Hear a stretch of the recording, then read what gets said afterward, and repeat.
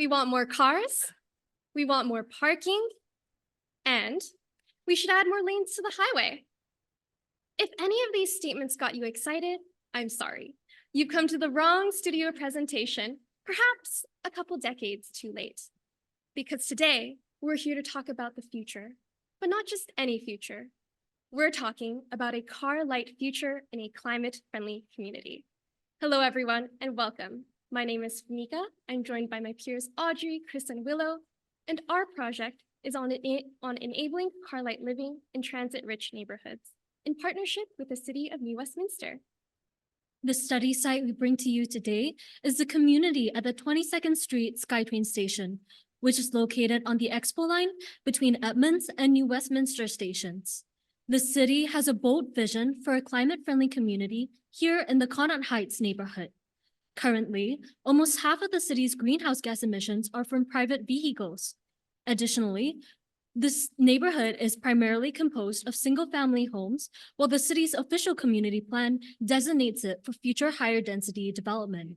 Furthermore, provincial legislation around transit-oriented areas removes parking minimums around rapid transit stations, creating favorable conditions for change.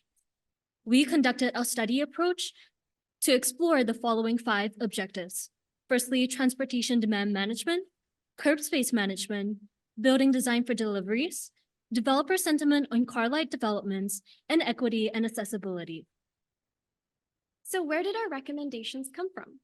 We developed our recommendations through a combination of literature reviews of promising practices, the local site context, and one-on-one interviews with local real estate developers. The initial research helped us to identify a range of promising practices, which we then refined and expanded upon using the local context and developer insights. We developed several building scale and neighborhood scale recommendations, which are intended to be applied in tandem to maximize enabling car-light lifestyles. These recommendations consider the interests of different groups, such as the province, municipality, developers, strata council, and building residents. For example, planners and developers may have varying perspectives on parking. While planners may choose to prioritize encouraging sustainable transportation, developers may be more concerned with the challenges of marketing reduced parking. As another example, developers may wish to provide private in-building car shares as an amenity. However, strata councils may view this negatively due to ongoing costs of maintenance and insurance. These are some examples of the ways in which varying priorities of interested groups have influenced our recommendations. Let's now walk through 2 of these recommendations in detail. Picture this. It's a beautiful day outside, and you want to go take a bike ride with your kid along the local greenway. However, you remember that your bikes are stored on the 2nd level of underground parking, and the last time you tried to take them out of storage, it was a huge hassle. So instead, you decide to drive to the mall. In our car-light building, that situation would not happen because we recognize the importance of providing easy access to sustainable transportation options. As such, one of our key building scale recommendations is to provide bike storage that is convenient to access and appropriately scaled to meet evolving and dynamic user needs.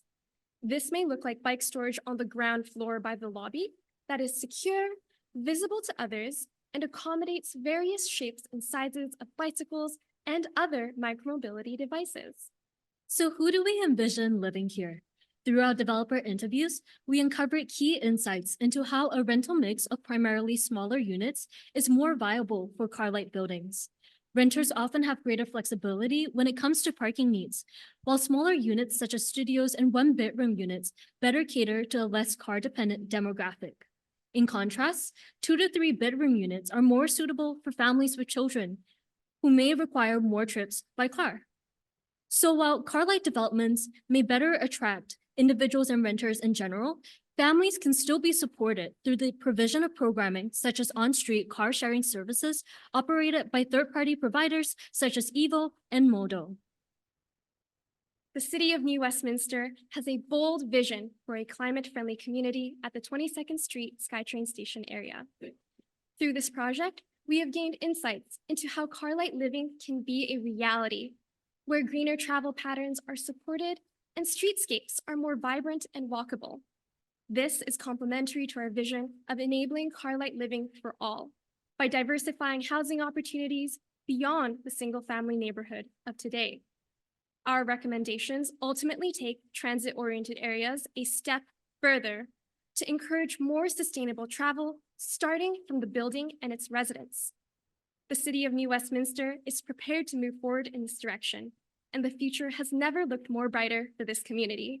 Thank you.